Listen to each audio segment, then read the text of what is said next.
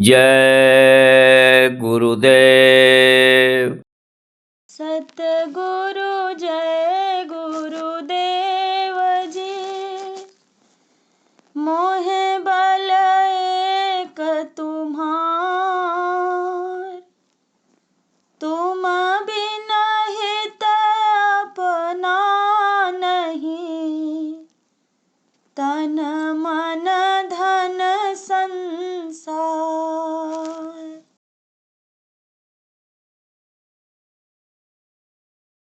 मेरी आके बंधा जाओ धीर, गुरु जी कहाँ जाके छिपे। मेरी आके बंधा जाओ धीर, गुरु जी कहाँ जाके छिपे। खोजत खोजत बाजू बलिहारी, खोजत खोजत बाजू बलिहारी, थर थर कांपे शरीर, गुरु जी कहाँ जाके छिपे। थर थर कांपे शरीर, गुरु जी कहाँ जाके छिपे।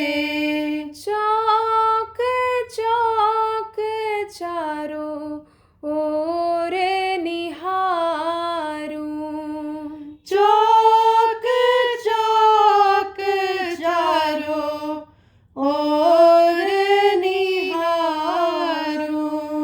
नैनों से बरसे नीर, गुरु जी कहाँ जाके छिपे।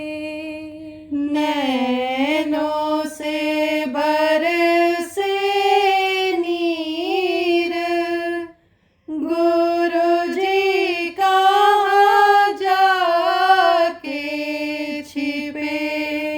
गहरा घाव हुआ मेरे मन में, गहरा घाव हुआ मेरे मन में, कौन हरेगा मेरी पीर, गुरु जी कहाँ जाके छिपे। कौन हरेगा मेरी पीर, गुरु जी कहाँ जाके छिपे। अब तो संभालो सतगुरु प्यारे, अब तो संभालो सतगुरु प्यारे। आगे है मेरी तकदीर, गुरु जी कहाँ जाके छिपे। आगे है मेरी तकदीर, गुरु जी कहाँ जाके छिपे। मेरी आँखें बंधा जाओ धीर, गुरु जी कहाँ जाके छिपे। मेरी आँखें बंधा जाओ धीर, गुरु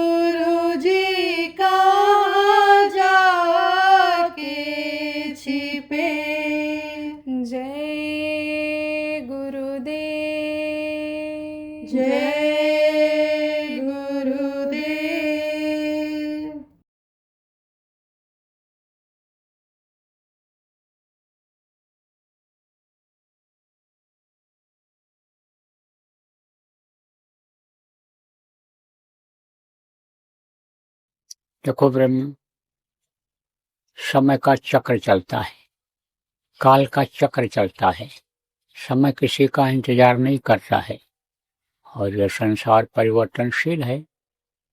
जब आदमी किसी पद पोस्ट पर हो जाता है और उसके फेवर में अन्य लोग हो जाते हैं, उसके माताहत जब लोग हो जाते हैं, तब वो ये सोच लेता है कि अब हमको इस स्थान से कोई हटा नहीं पाएगा और हम ही रहेंगे। तो वहां पर क्या आ जाता है?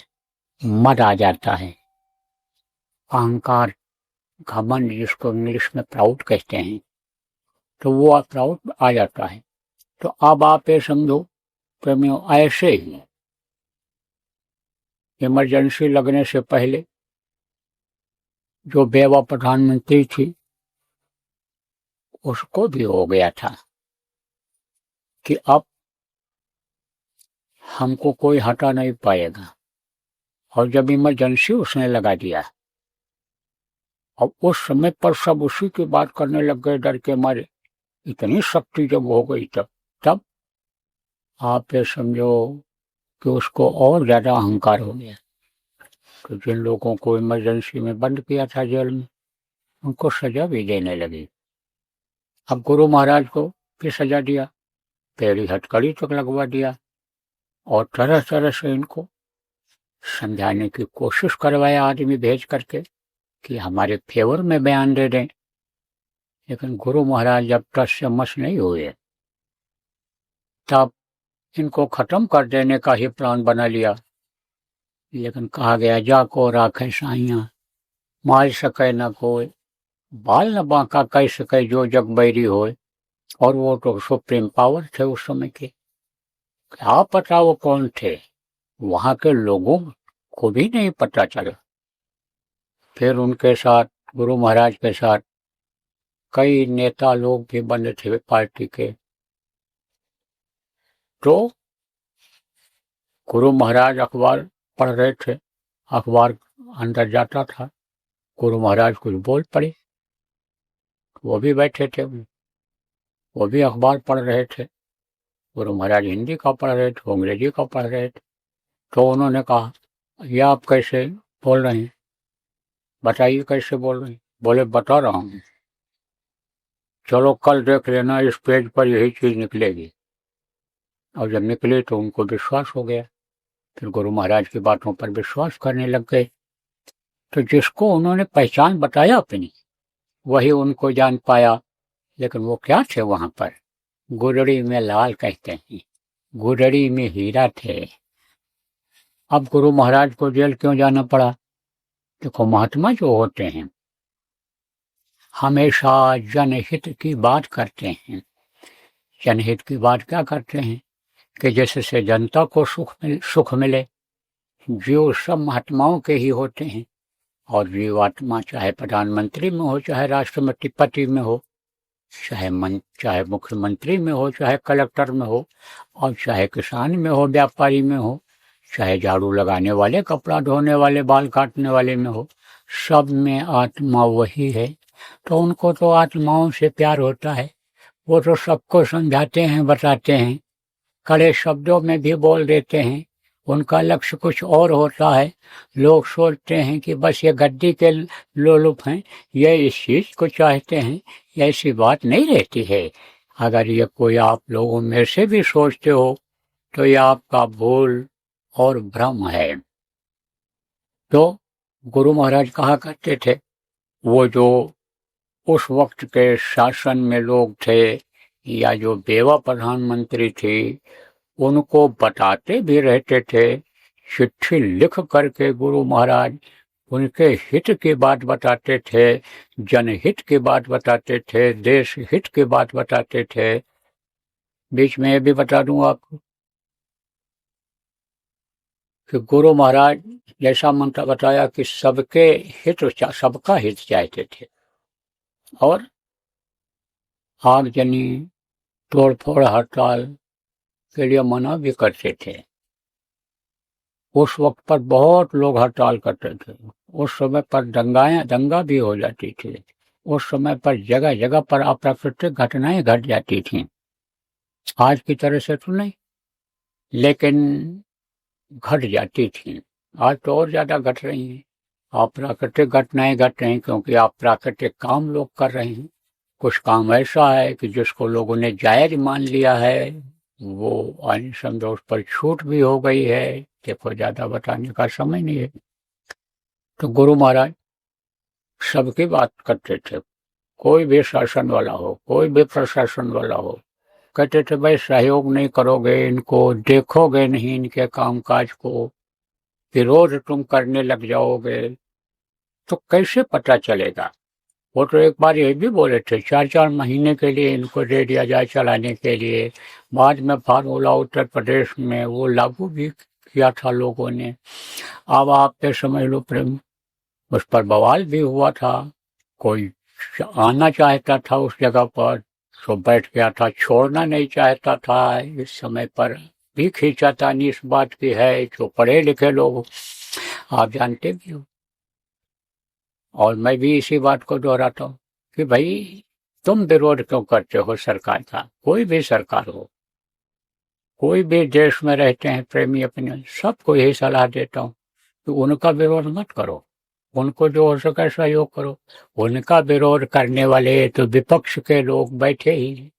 उनकी कमियों को निकालने वाले तो जहाँ कहा गया न जाए रवि माने सूरज, वहाँ जाए कब। जब पत्रकार लोग हैं, मीडिया वाले हैं, वो तो अंदर की न्यूज निकाल कर ले आते हैं। क्या खाया मंत्री जी ने, कहाँ पेशाब किया, कहाँ लेट्रिन किया। यहाँ तक कि अब ऐसा सिस्टम बन गया कि कोई औरत से भी अपने बात करे तो वो अगर मान लो सुरक्षा में चूक हो गई तो वो भी प्रेस में आ जाता है। तो अब आप ये समझ लो, और न भी प्रेस वाले दें, उनको समझो कि रोक लगी है, ऐसी बातों को ना निकाला जाए, तो उन लोगों को तो मालूम ही हो जाता है। तो वो तो छिपाएंगे नहीं, वो तो सब बात बताएंगे, तभी उनका अखबार चलेगा, मीडिया में उनको समझो कि न्यूज मिलेगा, मीडिया में ऐड मिलेगा। तो वो तो हाँ ही है करने वाले। सत्संगियों को उसमें नहीं फंसना चाहिए। मैं तो आज भी कहता हूँ, ना हड़ताल करो, ना तोड़ फोड़ करो, ना किसी नेता का विरोध करो, ना किसी सरकार का विरोध करो। हो सके उनको सहयोग कर दो, अधिकारियों कर्मचारियों का हो सके आप उनके काम में मदद कर दो, विरोध मत करो। तो नरसिम्हा राव प्रधानमंत्री बन गए। गुरु महाराज को BBC न्यूज सुन करके लोग जाते थे, बताते थे ऐसा। तो मैं भी वहीं खड़ा था। गुरु महाराज ने खूब मौका दिया सुनने, समझने, जानने का, हर चीज का। 40 साल प्रेमियों आप जानते हो, अपने साथ रखा। मैं भी खड़ा था। तब गुरु महाराज ने कहा था, फिर तो इनको ऐसे आदमी को लाना पड़ेगा कि जिसको कोई जानता नहीं है कि प्रधानमंत्री बनेगा। जब आपस में झगड़ा होने लग गया तो कौन प्रधानमंत्री बनेगा। तो नरसिम्हा राव है।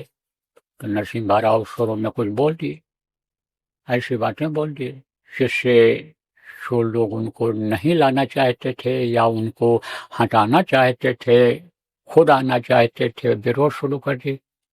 तो गुरु महाराज ने उनको चिट्ठी लिखा था, कहा था आप चुप हो जाइए, कुछ मत बोलिए, सुनिए, और आपके समझ में जो आवे करते जाइए, जो न समझ में आवे अपने जो सरकारी कर्मचारी हैं या आपके नेता सहयोगी हैं उनसे राय ले लीजिए।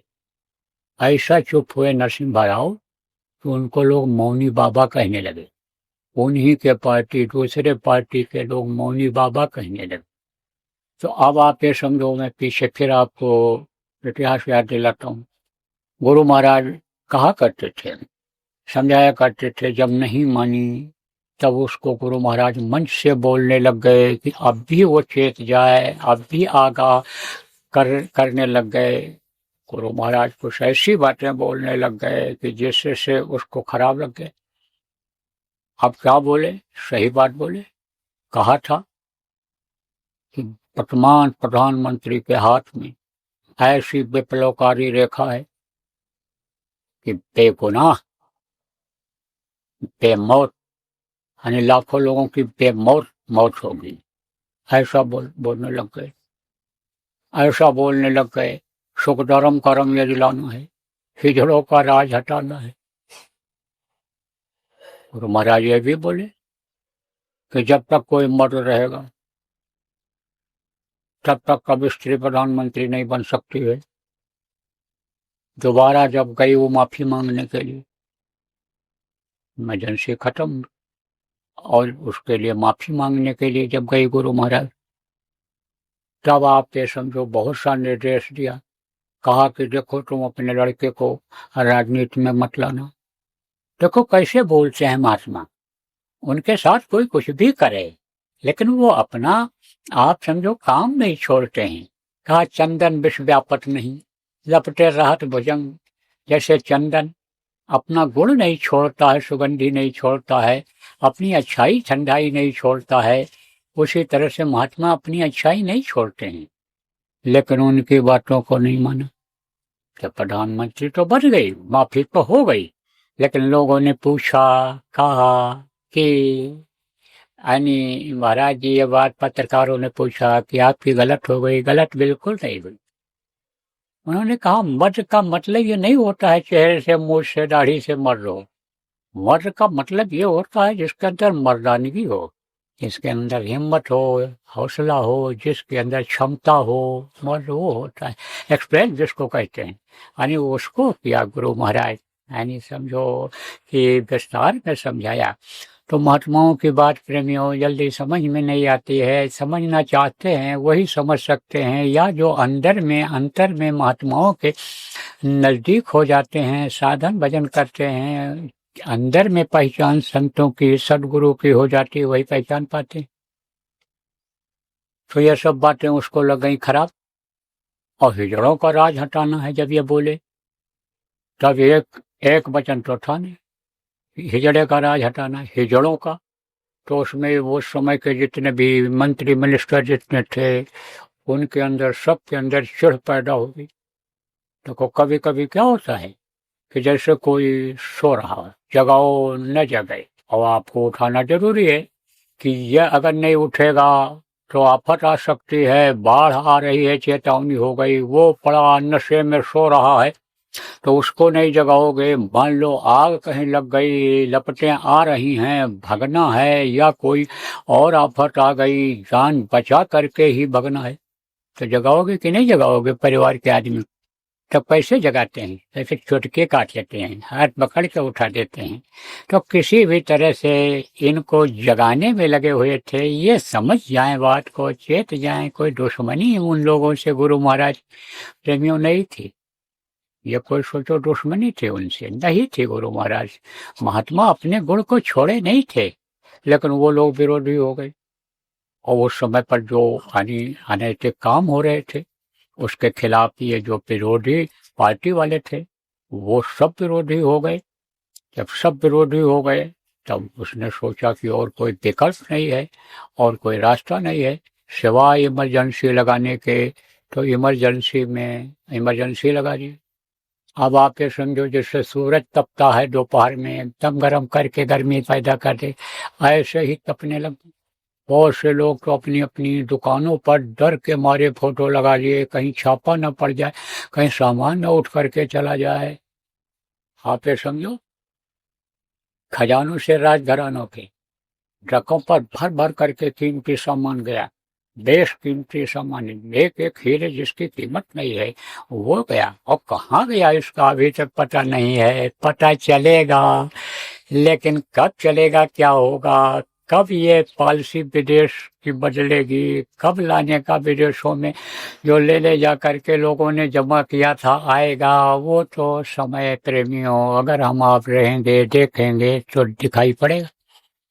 तो बहुत अत्याचार किया, डर के मारे गांव के लोग जाते नहीं थे। कहाँ? शहरों में नहीं जाते थे। कौन? दूध बेचने वाले, लकड़ी बेचने वाले, साग सब्जी बेचने वाले। क्यों नहीं जाते थे? अधिकारियों को आदेश हो गया कितने आदमी का कोटा पूरा करो, आप नसबंदी कराओ।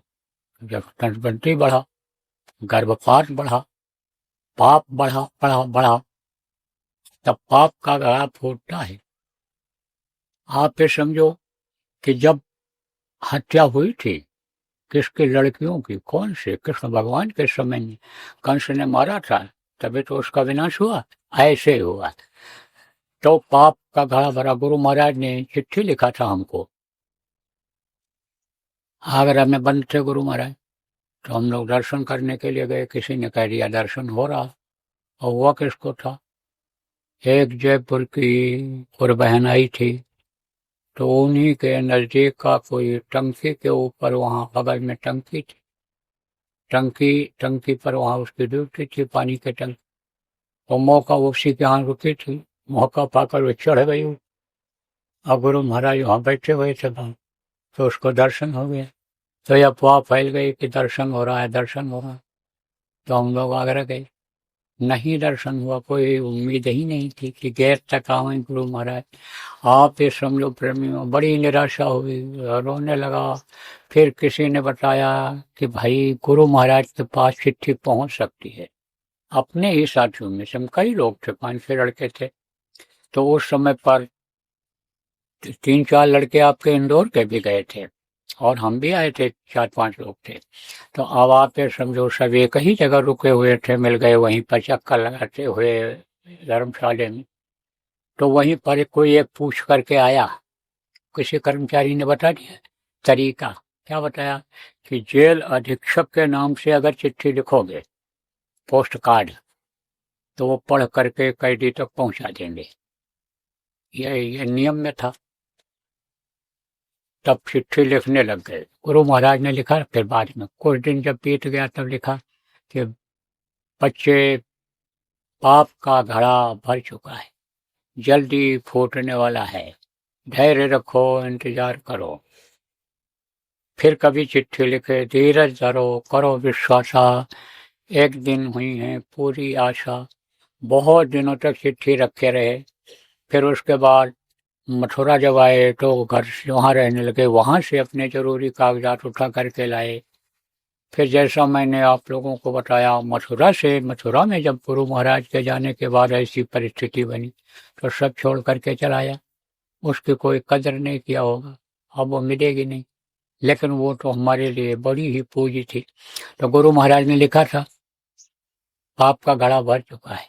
तो क्या हुआ, पाप का घड़ा भरा, और पाप का घड़ा भरा, और फिर इमरजेंसी खत्म हुई। उसी को लोगों ने रिपोर्ट दे दिया, क्योंकि जनता उस समय चुप थी, कोई बोल नहीं सकती थी। बोलती तो नसबंदी हो जाती, कोटा पूरा करने वाले आ जाते, बोलती तो छापा पड़ जाता घरों में। बहुत अनशक्ति हो गई थी। तो लोगों ने रिपोर्ट दे दिया, CID वालों ने, कि सब आपके फेवर में, आपको कोई रोक नहीं सकता है। तो आप अब चुनाव की घोषणा करके फिर आ जाओ गद्दी पर। तो चुनाव की घोषणा होगी। जब चुनाव की घोषणा हो गई, तब आप ये समझो गुरु महाराज को भी, हम लोग भी जेल में बंद थे गुरु महाराज के साथ में, उधर दूसरे जेल में थे, गोंडा में थे। हमारे साथ भी 250 आदमी थे प्रेमी अपने, यानी समझो गोंडा जिला के। तो ये समझो प्रेमियों कि हम लोग भी फिर बाहर आए, और फिर जनता पार्टी का आप ये समझो प्रचार किया गया। गुरु महाराज के चिट्ठी लिखने वाले क्रम में एक घटना और याद आ रही। जयप्रकाश नारायण उस समय पर पार्टी बनाने, पार्टी चलवाने और उसमें मददगार थे। वो बंद थे कहाँ जी, वहाँ भर्ती थे कहाँ, अस्पताल में। वहां पर गुरु महाराज ने उनको चिट्ठी लिख करके भेजा। अब जिसको भेजा उसको अंदर कोई जान ही न दे। तो वहां क्या क्या देखो, अकल किसको कहते हैं।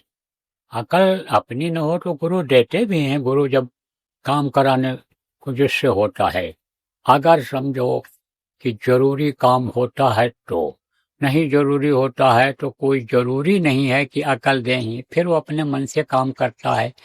और जब मनमुखी हो जाता है, गुरु को भूल जाता है, तब उसको नहीं देते। सब बात देखो आगे आपके काम आवे, बता रहा हूँ आज। तो उनको अकल आई, बस वो क्या किए, धोती कुर्ता पहने थे, टोपी लगाए थे, तो बस वो वहीं पर ऐसे धोती बिटोरे, अब पेशाब करने के तरह से बैठ गए और वो समझा कि यहाँ पेशाब कर रहा है। जो सिपाही था अस्पताल में, वहाँ कहा है क्या कर रहा है, पेशाब कर रहा है, पेशाब कर रहा है। फोन पे उठाया, पकड़ा, तो पेशाब तो करना नहीं था। करते तब तो सजा के भागीदार होते, पेशाब को किया नहीं था। बैठे ऐसे बैठ गए धोती बटोर कोने में कि समझे कि पेशाब कर रहा है। तो एक आदमी और साथ में थे, तो कहा चलो इसको हम पुलिस के हवाले करते हैं। जो था वो वहाँ का चौकीदार, चलो हम हवाले करते हैं। तो दूसरा था, कहा ये बताओ, सुनो हमारी बात, जो जयप्रकाश से मिलने आया है वो कोई साधारण हस्ती होगा? कौन आया है, किस वेश में आया है? तुम जाओ फौरन खबर कराओ, और वो बुलाए होंगे तब आया होगा। कोई बोल नहीं रहा है। और ये चीज उसके समझ में आ गई, और वो गया, कहा साहब जल्दी उनको मिलवा लो। और बहुत ऐसा गंदा आदमी है, लेकिन वो आया है मिलने के लिए, साहब को बता दो। जयप्रकाश को बताया कि बाबा जय गुरुदेव की चिट्ठी लेकर के आया है आदमी, बोलो उनको बुलाओ, उनको बुलाओ। तो अब आप समझो प्रेम कि हुआ क्या, कि 23 मार्च को गुरु महाराज बाहर निकले, मुक्ति दिवस उसी समय से अपने लोग मना रहे हैं। जय गुरुदेव। निज धाम वासी परम पूज्य परम संत बाबा जय गुरुदेव जी महाराज के आध्यात्मिक उत्तराधिकारी एवं जीते जी ईश्वर देवी देवताओं के दर्शन कराने का मार्ग नामदान देने के साथ जय गुरुदेव नाम से जन जन की दुख तकलीफ बीमारी और कष्टों को दूर करने का उपाय बताने वाले उज्जैन के संत वक्त गुरु बाबा उमाकांत जी महाराज मानव के आध्यात्मिक विकास के साथ साथ अपनी बाबा जय गुरुदेव धर्म विकास संस्था के माध्यम से सामाजिक परमार्थी एवं लोक हित कार्यों में भी लगे हुए हैं। इसी कड़ी में उज्जैन शहर के पिंगलेश्वर स्थित आश्रम में परम पूज्य महाराज जी की प्रेरणा से बाबा जय गुरुदेव रोगांतक संस्थान अस्पताल का संचालन विगत लगभग 5 वर्षों से किया जा रहा है, जिसमें आने वाले रोगियों को एलोपैथिक, होम्योपैथिक, आयुर्वेदिक आदि विभिन्न पद्धतियों द्वारा गुरु दया से यथासंभव प्रभावी उपचार प्रदान किया जाता है। विशेष बात यह है कि विभिन्न प्रकार की चिकित्सा, दवा, थेरेपी आदि से परिपूर्ण इस अस्पताल में कोई फीस काउंटर नहीं है। यहाँ मरीजों के लिए दवाओं समेत समस्त उपचार पूर्णतः निःशुल्क है। यहाँ आने वाले मरीज अपने इलाज में गुरु महाराज की दया का भी अनुभव करते हैं। परम पूज्य महाराज जी के आदेश से उज्जैन के अलावा उत्तर प्रदेश में लखनऊ, राजस्थान में जयपुर व जोधपुर और हरियाणा के बावल रेवाड़ी में भी यह निःशुल्क चिकित्सालय संचालित किए जा रहे हैं। इनमें अनुभवी डॉक्टर अपनी सेवाएं निःशुल्क दे रहे हैं। सेवा के इसी उद्देश्य के साथ कदम बढ़ाते हुए बाबा जय गुरुदेव धर्म विकास संस्था द्वारा विभिन्न प्रांतों में पूर्णतया निःशुल्क एम्बुलेंस सेवा का संचालन भी किया जा रहा है। ये न केवल आपातकाल स्थितियों में मरीजों को अस्पताल पहुंचा रही है, बल्कि इनके माध्यम से संगत के चिकित्सक सेवादार दूरस्थ एवं ग्रामीण क्षेत्रों जहां चिकित्सा सुविधाओं की कमी है, वहां कैंप लगाकर लोगों की चिकित्सीय जांच, परामर्श एवं दवा वितरण की पूर्णतः निःशुल्क सेवा प्रदान कर रहे हैं। कोरोना महामारी के काल में भी पूज्य महाराज जी द्वारा इन समस्त सेवाओं के साथ साथ ऑक्सीजन प्लांट भी जन सेवा में मध्य प्रदेश सरकार को समर्पित किया गया है।